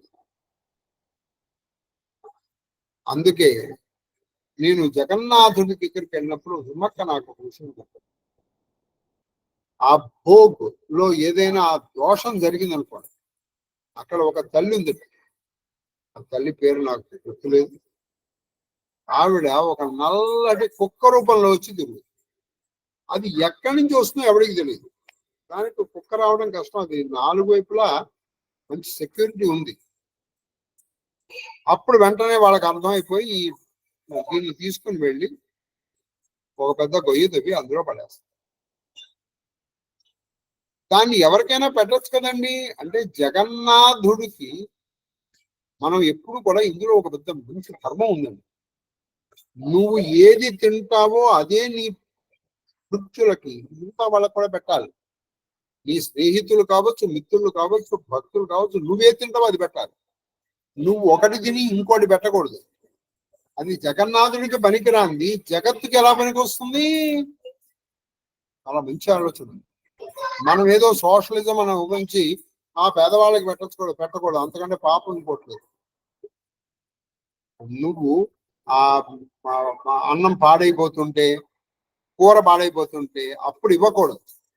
నువ్వు ఏ పరిస్థితుల్లో ఆ అన్నమును ఆ కూరను తింటావో ఆ పరిస్థితుల్లోనే నీ పని మనుషులు కూడా ఇవ్వాలి. ఇవ్వలేదు దాన్ని తీసి బయట పారు. దాన్ని ఇచ్చి బాగుంటే తిను, లేకపోతే మానే. ఏదేమిటి ఆ దరిద్రం ఏంటి? అది బాగుండగా ఇవ్వడానికి నీకు చేతులు రావా? అది కాబట్టి ఇక్కడ చెప్తున్నాడు ఆయన, తెలుస్తున్నాడు. వ్రతస్థుడైనటువంటి వాడు కుక్కని కనుక ముట్టుకుంటే వాడి వ్రత ఫలం అంతా శూన్యమైపోతుంది. నువ్వు సువ్రతుడివే, మంచి వ్రతం చేసేవాడివి, నువ్వు దాన్ని పట్టుకుంటానంట ఆయన అన్నాడు వాసవుడు. వాసవుడు అంటే ఇందుకు ఇంత ఒప్పని నిర్బంధమే. ఇది ధర్మం కాదయ్యా. నన్ను ఎందుకు బలవంతం చేస్తున్నావు? నేనేమో నిన్ను తీసుకెళ్దామని వచ్చాను. నేను ఎందుకు వచ్చాను? నీ అంతటి ధర్మాత్ముడు మళ్ళీ దొరకడు, అందుకని నిన్ను తీసుకెళ్దామని నేను వచ్చాను. నువ్వేం చేస్తున్నావు? నిర్బంధం చేసి కుక్కను కూడా తీసుకెళ్ళు, కుక్కను వెళ్తాను వేస్తాను అని నువ్వు నన్ను నిర్బంధిస్తావు. ఇది ఎక్కడి గొడవయ్యా? ఇంత నిర్బంధం ఏమిటి నాకు అన్నాడు ఇంద్రుడు. ఏమి ఆ వాదన చూసా. ఈ వాదన అసలు ఒకళ్ళది విన్న తర్వాత ఇంకోటికి అసలు మాట లేదనుకుంటాం. మనం ఇంకోటికి అసలు మాట లేదు, అయిపోయింది అనుకుంటాం. విడువు మీ సునకము, కుక్కను వదిలేసే. దీని విడవబడుట అకలోక సౌఖ్యం. దీన్ని వదిలేసావు అనుకో, నీకు స్వర్గ సుఖాలు చంపకమాల. జనులను తింపగా సుకృత సంపద చేసి, అంటే జనులందరూ మెచ్చుకునేవి నీ సుకృతములు, అంటే మంచి పనులే నీ ఐశ్వర్యముగా. మంచి పనులే నీ ఐశ్వర్యం. నీ ఐశ్వర్యము డబ్బు, బంగారము, వెండి అవి కావు. నువ్వు చేసే మంచి పనులే నీ సంపదగా.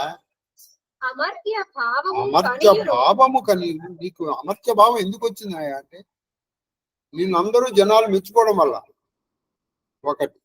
రెండు, ఇక్కడ ఈ సుకృతముల వల్ల నీకు అమర్త్య భావం, అంటే మానవాతీతమైనటువంటి స్థితికి నువ్వు వెళ్ళిపోతావు. అమర్త్య భావమును కని అటువంటి భావము వచ్చి కూడా నువ్వు దాన్ని వదులుకుంటున్నావు. ఇది ధర్మమేనా?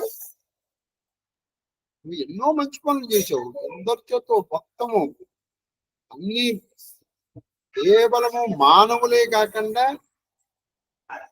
దేవతలు కూడా మెచ్చుకునే స్థితికి వెళ్ళిపోయావు. ఇప్పుడు అటువంటి అమర్త్య భావాన్ని పొంది దాన్ని వదులుకుంటున్నావు.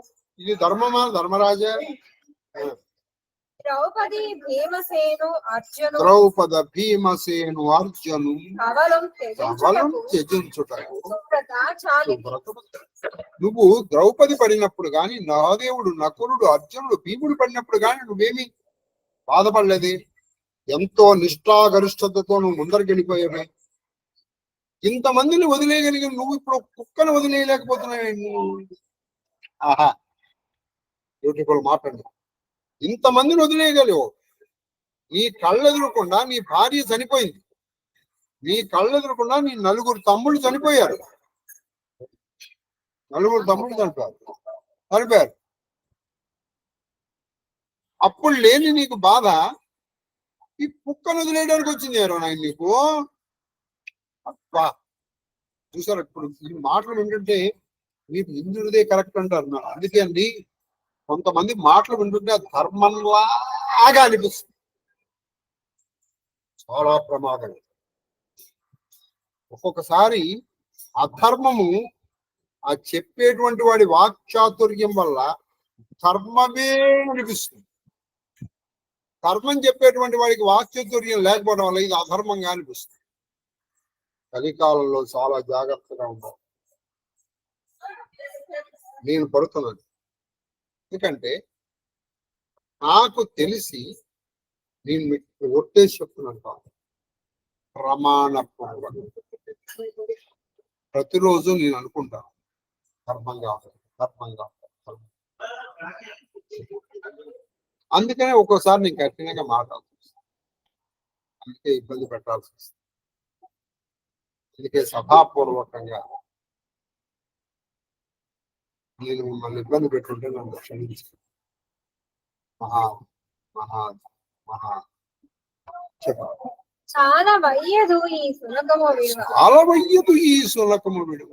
ఏమయ్యా, భీమ, అర్జున, నకుల, సహదేవులు నీ సహధర్మచారిణి అయినటువంటి నీ సహజన్ములు సహధర్మచారిని వదులుకోగలిగాడు.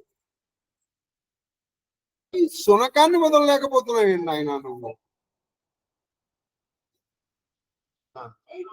ఇత్తెరకు సూర్యునుతుండకు నీకు ఇత్తెరకు సూర్యునుతుండకు నీకు అర్హం. ఈ విధమైనటువంటి నీ ప్రవర్తన. సూరి అంటే పండితుల్ని సూర్య అని పిలుస్తారు. సూర్యునితుండు పండితుల చేత ప్రశంసింపబడేటువంటి నువ్వు, నీకు ఈ విధమైనటువంటి ప్రవర్తన మంచిదేనా?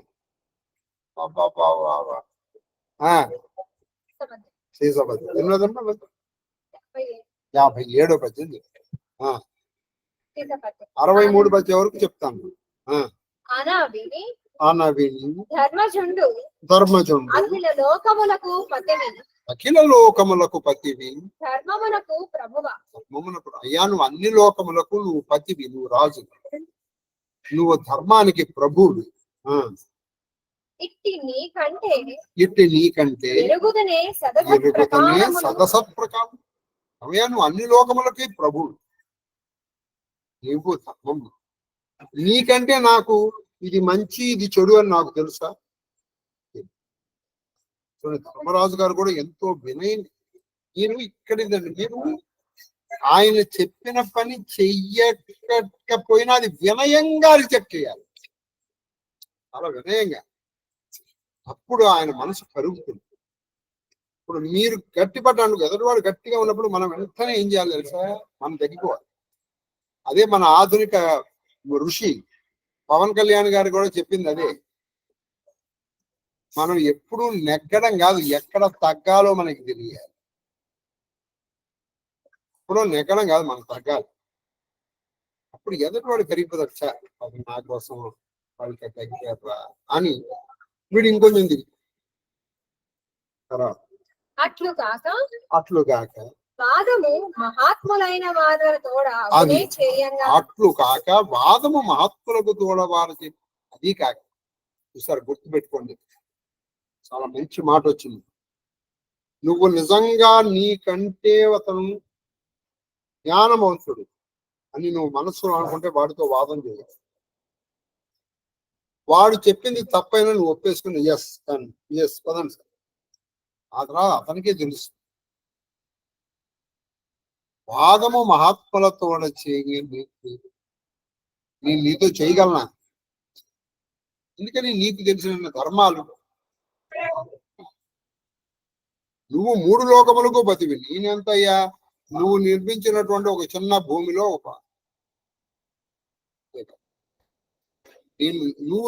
నువ్వు తప్పని నేను చెప్పట్లేదు మహేంద్ర.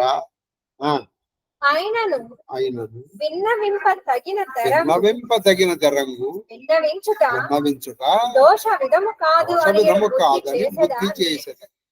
నేను నా బుద్ధికి తోచుకోకూడదు, నాకు తెలిసిన విషయం నీకు విన్నవించుకుంటాను, మనవి చేసుకుంటాను. అది దోషం కాదని నేను అనుకుంటున్నాను. నాకు తెలిసింది నీకు చెప్తున్నాను, నీకు చెప్పట్లేదు స్వామి, క్షమించాలి. నేను నీకు మనవి చేసుకుంటాను.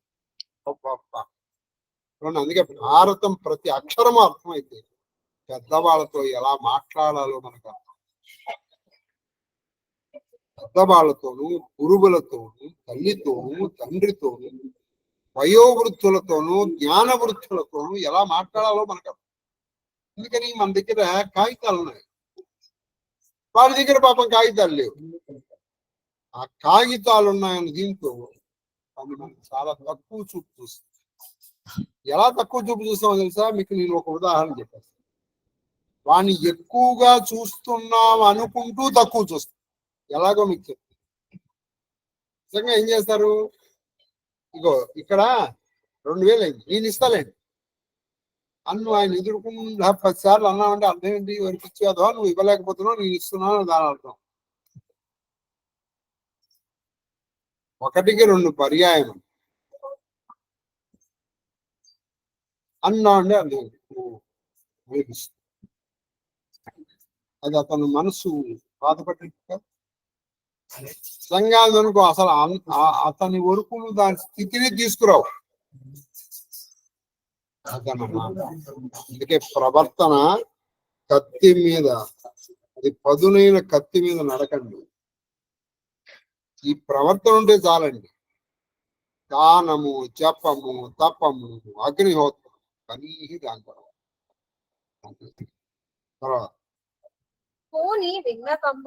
పూని విన్నపం. ఇవాళ చక్రార్చన జరుగుతుంది, అక్కడ హారతి ఇస్తున్నారు. ఒకసారి విడిచి ఆ హారతి చూసుకోవాలి.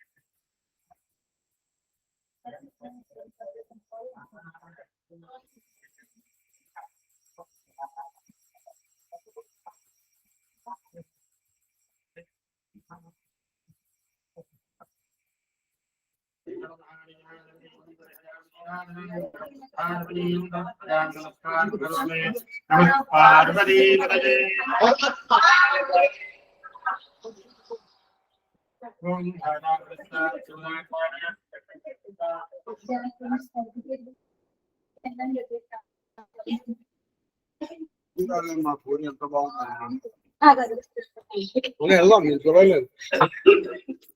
మహాదేవ్ మహాదేవ్ మహా. కాబట్టి అమ్మా చదువు. విన్నపంబు ద్రౌపదియు చచ్చిరేను, నేను వారన విడువక ఏడ్చుచున్న వత్తురే. అది వాళ్ళు నేను ఒక విన్నపం చేస్తా, నువ్వేమన్నావు? భీమార్జున నకుల సహదేవులు ద్రౌపదిని విడవగలుగుతున్నావు, ఈ కుర్కను ఎందుకు విడవలేమంటున్నావు? నేను ఒక చిన్న వినపం చేసుకున్నాను. ఇప్పుడు వాళ్ళు చచ్చిపోయారు, ఇప్పుడు నేను ఏడుస్తూ కూర్చున్నాను, వాళ్ళు వస్తారా? కానీ ఇది బతికుంది, ఏమి లాజిక్స్ ఉండవు. బ్యూటిఫుల్ లాజిక్ కొట్టాడు ధర్మాధిక. నువ్వు వాళ్ళనే వదలగలిగావంటే నేను వాళ్ళని వదలలా, వాళ్ళు ప్రాణాలతో ఉన్నంత వరకు వాళ్ళు నాతోనే వచ్చారు.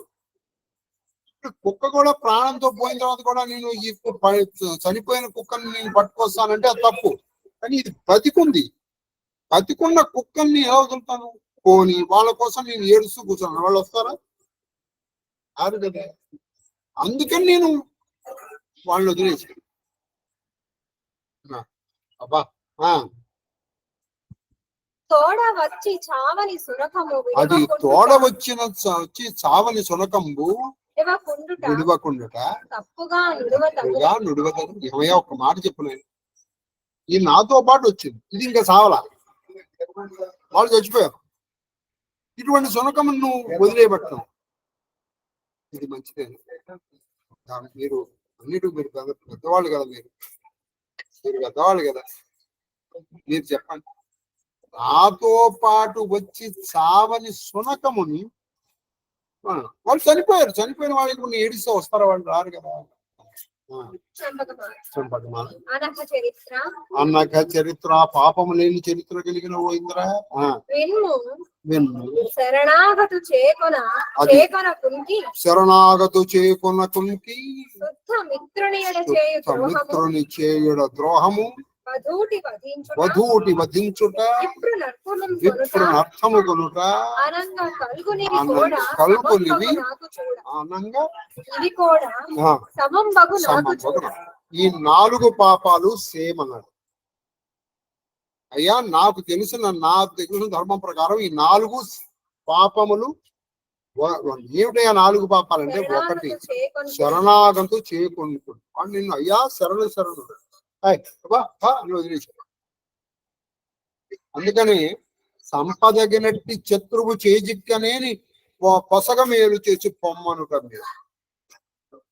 అంటే శరణన్నటువంటి వాడిని నువ్వు రక్షించాలి. అందుకే దాసుని తప్పు దండముతో, నువ్వు ఎవరైనా తప్పులు చేసావు, అందుకే ఈ మాట సారీ అనే మాట వచ్చింది. నువ్వు తప్పు చేసావు, నువ్వు సారీ చెప్పేసావు అంటే అయిపోయింది, అక్కడితో ఆ పాపం అయిపోయింది. అంటే శరణ అన్నట్టు తర్వాత కూడా నువ్వు ఇంకా అలా చూసు అన్నావు, వాడిని నేను వదిలేసా.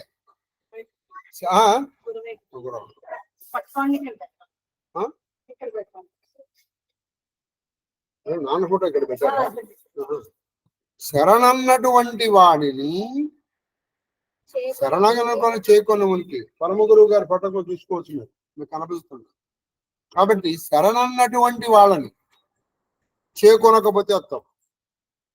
2 శుద్ధ మిత్రుని జడం, వాడు మంచి మిత్రుడు, వాడికి నువ్వు మిత్రద్రోహం చేసి. 3 వధూటి కుల స్త్రీ, అప్పుడే వివాహం అయింది, అటువంటి ఆమెను చంపటం, అప్పుడే వివాహం అయింది. 4 విప్రున అంటే బ్రాహ్మణుల యొక్క సొమ్ము తీసుక. ఎందుకని బ్రహ్మస్వం విషముచ్చేది. నాకు తెలిసి ఈ 4 సమానమైనటువంటి పాపం. కాబట్టి ఇప్పుడు ఇది నా శరణ వేడి వచ్చింది, ఇది నన్ను నా వెనకాలే వస్తుందంటే నన్ను శరణ వేడి వచ్చిందంటే ఇప్పుడు దాన్ని వదిలేయమంటావా?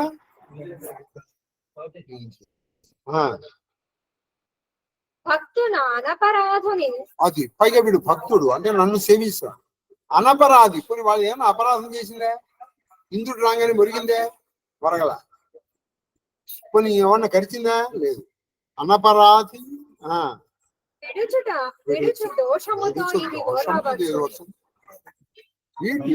వీడి నా శరణాగతిలో ఉంది, నా సేవకుడు అపరాధం చేయలేదు, దీన్ని ఎలా వదలగలను ఇంద్ర అన్నాడు ధర్మరాజు.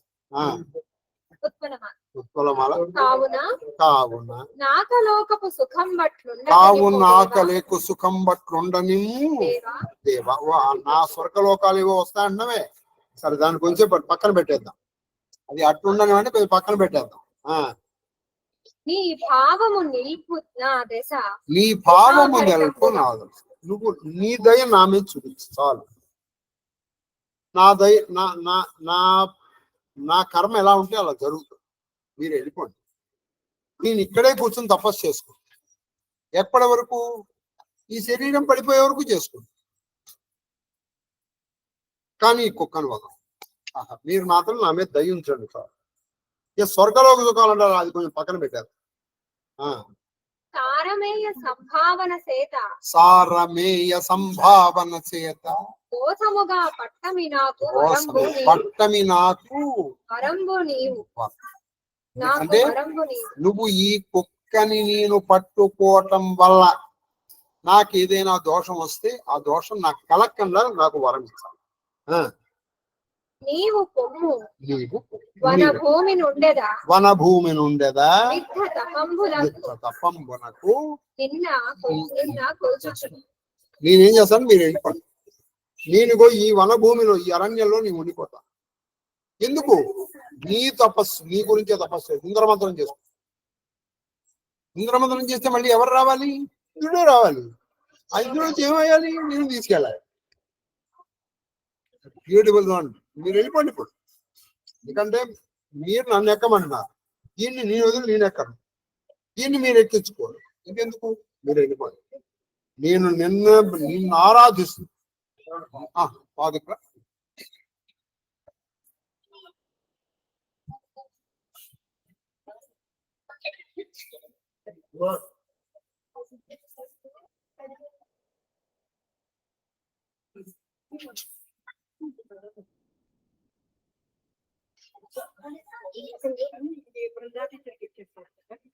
ఆవిడ ఉంటుందిగా.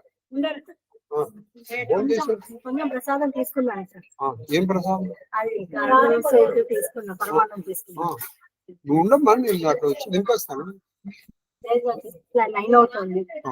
ఎలా ఆటో బుక్ చేసుకున్నాను. పెట్టాను. సరే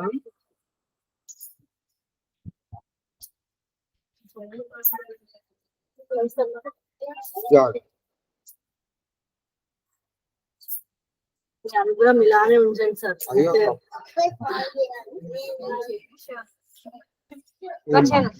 కాబట్టి నేను ఇక్కడ తపస్సు చేసుకుంటాను. మీరు వెళ్ళిపోండి. ప్రత్యక్షమైన దేవత అమ్మా. బావరి గారు బాగున్నారా? మహాదేవ్ మాస్టర్ గారు బాగున్నారా? ఇది బాగుందా? కాబట్టి ఇప్పుడు నేను అన్నాను, అమ్మ తీసుకో. కాబట్టి ఇప్పుడు ప్రత్యక్షమైనటువంటి దేవుణ్ణి పో అన్నాడు. ఏమి ధర్మరాజు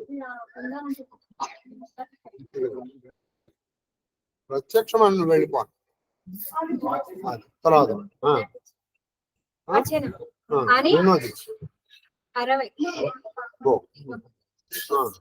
అని పుయ్యలోడక ఏమి వితౌట్ ఎనీ హెజిటేషన్ అన్నమాట. మా బృందా ఒక్క నిమిషం ఇట్లా సువాసిని నచ్చిన ఎవరికి ఉండదు రాజు. ఒక్క నిమిషం.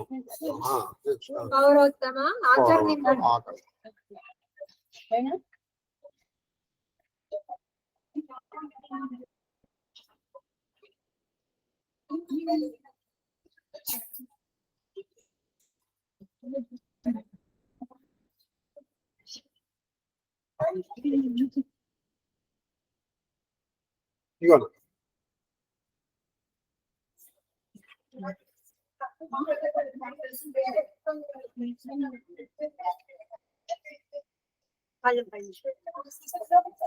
కాబట్టి పుయ్యిలోడక అంటే వితౌట్ ఎనీ హెజిటేషన్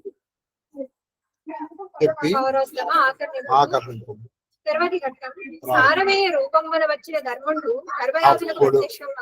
అసలు ఈ సారమే ఎవరు? ఆయన అసలు రూపం చూపిస్తారు. ఈ పలికి ఆయన వెళ్ళిపోమని మా కామాక్షమ్మా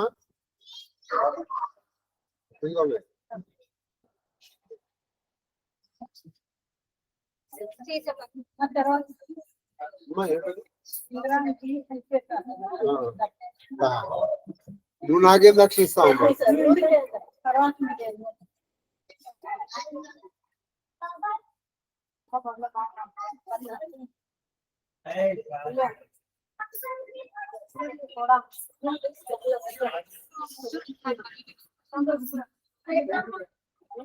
కామాక్షమ్మ జపం చేయదు ఇక్కడ చూస్తుందా?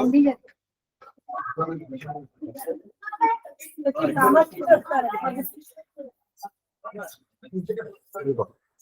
ఇదిగోండి.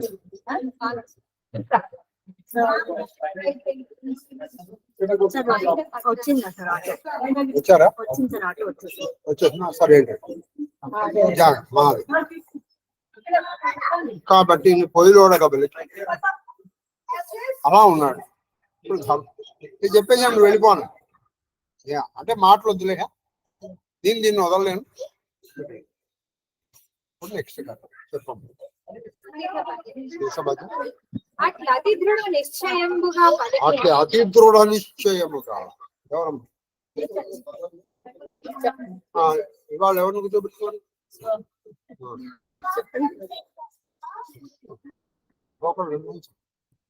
సరేనా? ఈవిడ అబ్బాయి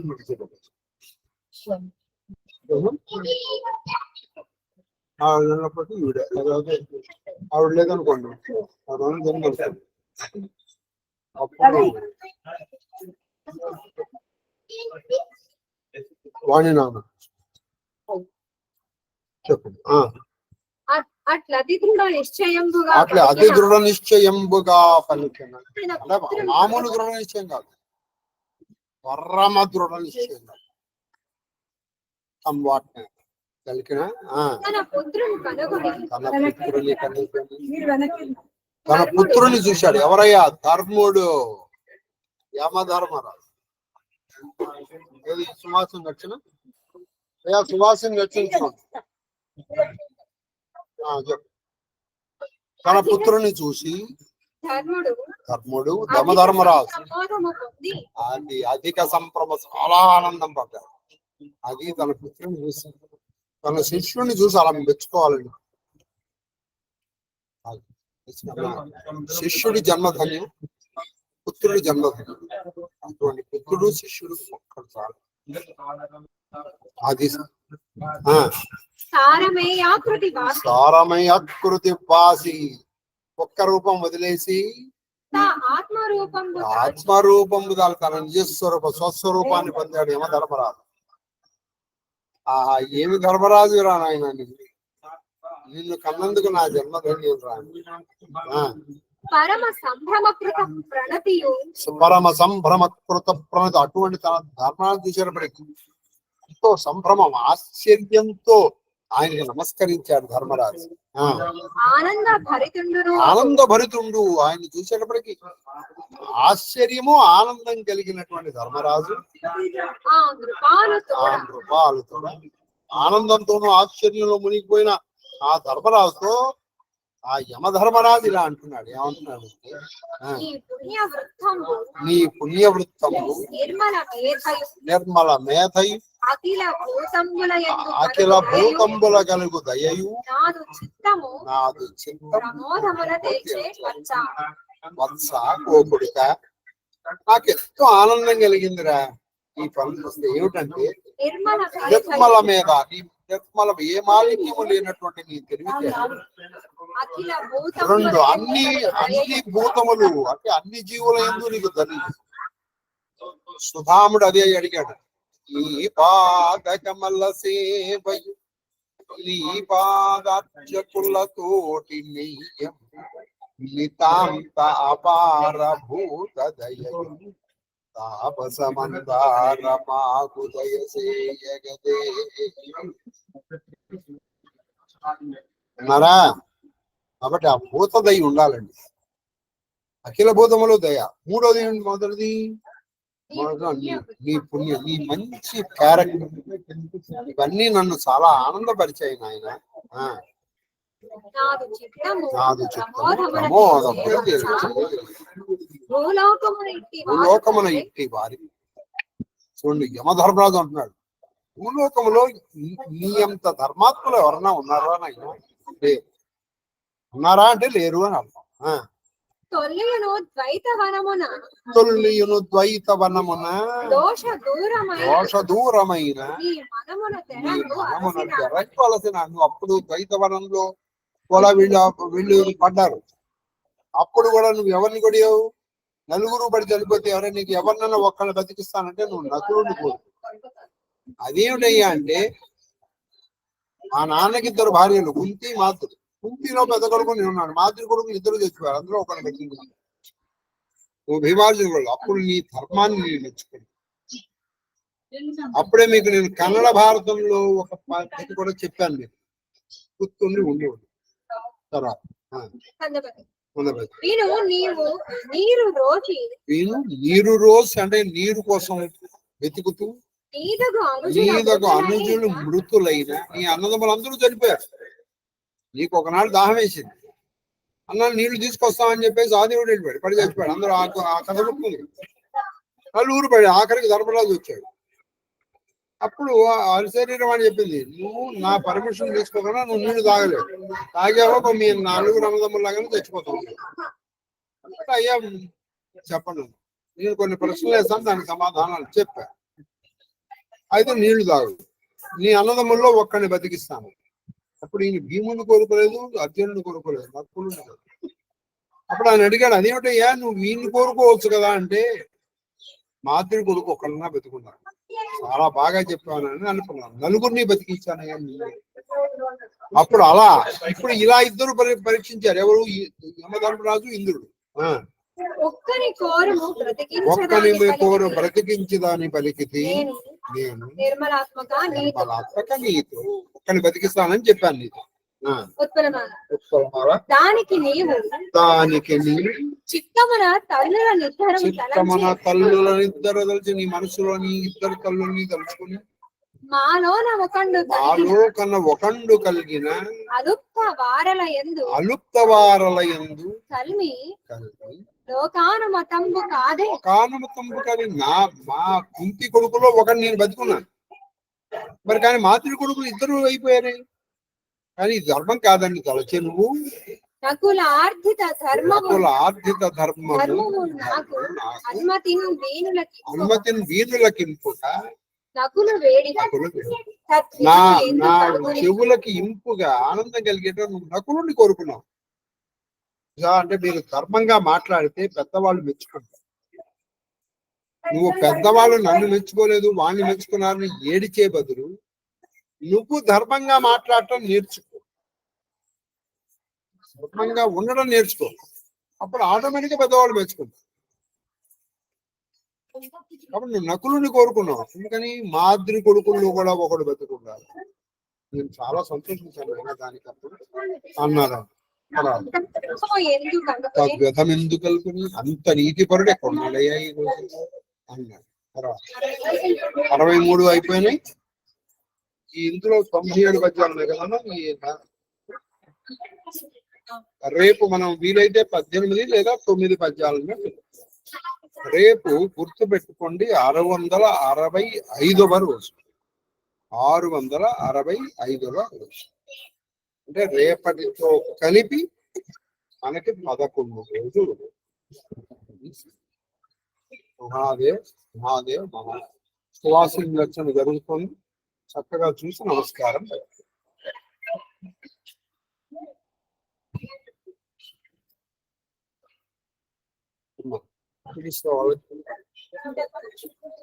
కూర్చోండి. మన కొమ్మలను